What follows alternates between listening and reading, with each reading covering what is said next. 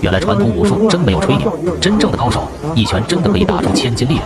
这段珍贵影像拍摄于80年代，记录了8级拳泰斗徐瑞才展示绝世武功全过程。在简单运气完毕后，徐瑞才仅只是轻轻推出双手，空气顿时被打得闷响，恐怖的力量隔着屏幕都能让人脊背发凉。在起手式打完后，徐瑞才随即开始施展8级拳。与其余门派功法不同的是，这套拳法刚猛无比，所有招式都直来直往，往往只需要一拳便能将对手制服。如果仅只是能够打出音效什么的，或许也称不上奇特。